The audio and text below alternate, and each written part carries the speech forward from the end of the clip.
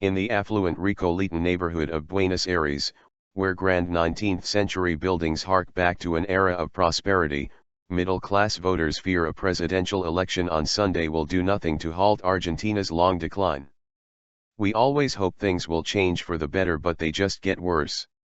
This used to be a rich country," said Lucila Novillo, 53, who has struggled to keep her interior design business afloat over the past 4 years as tight capital controls virtually paralyzed the real estate market. All the leading candidates in the race to succeed leftist President Cristina Fernandez have promised reforms to ease the interventionist policies that her opponents and investors say have choked the economy. Yet the front-runner is ruling party candidate Daniel Scioli, who has Fernandez's backing and is broadly supported by poorer Argentines who benefit from expanded subsidies under her government. Scioli offers the least amount and slowest pace of change. Many middle-class voters like Novillo, who will cast her ballot for opposition candidate Mauricio Macri, fear Argentina's problems are too deep-rooted for any one president to fix and will keep dragging it down regardless who wins.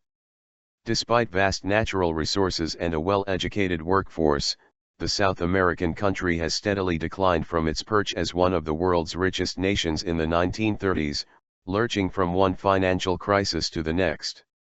While Argentina remains Latin America's third-largest economy, its next government will inherit a host of woes from double-digit inflation and precarious foreign reserves to last year's debt default.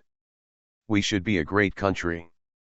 We have brilliant, well-educated, and creative people," said Novillo. "These qualities should help us grow, but corruption prevents that. The roots of corruption have reached into every corner of this country. Most of Fernandez's cabinet members face corruption allegations.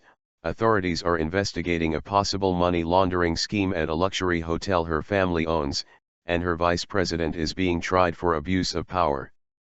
The justice system often fails to clean up such cases," many Argentines complain, fostering a lack of confidence in the country's institutions. Peronism to blame.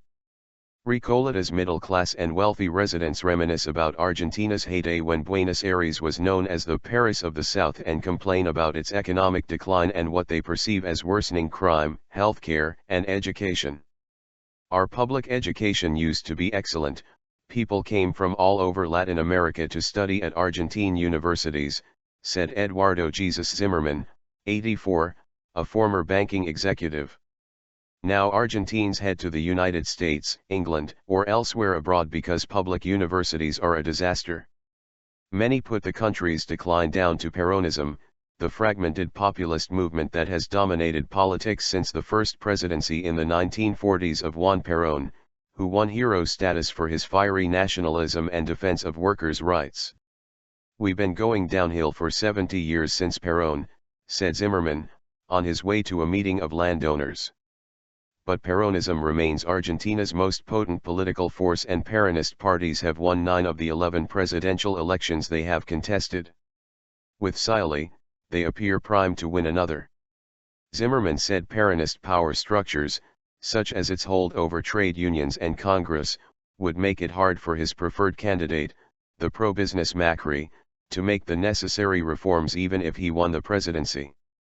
Macri has campaigned on a platform of change, promising to dismantle capital controls and trade restrictions from his first day in office to win investor confidence and bring hard currency into the dollar-starved economy. While his pledges are popular among the urban middle class, voters in low-income neighborhoods fear he will cut generous welfare benefits introduced by Fernandez. Those neighborhoods, often densely populated, are ruling party strongholds and might carry Scioli to victory without even needing a second-round runoff vote. Polls show Scioli close to the 40% threshold that would be enough for him to win outright providing he has a lead of 10 percentage points over Macri, a strong probability. For some, the chance of real change is just too small to wait around for. Delfina Raffo, 30, said she was leaving Argentina next month, following in the footsteps of friends and cousins in search of a brighter future elsewhere. High taxes and the stagnant economy forced her to close her Recoleta clothes boutique earlier this year. 2 robberies at gunpoint made the decision easier, and she plans to move to Singapore, which is safer and where she believes she can earn more. I feel we are just going to continue on the same path we've been going along, with ever more poverty, and the middle class being pulled lower, Raffo said.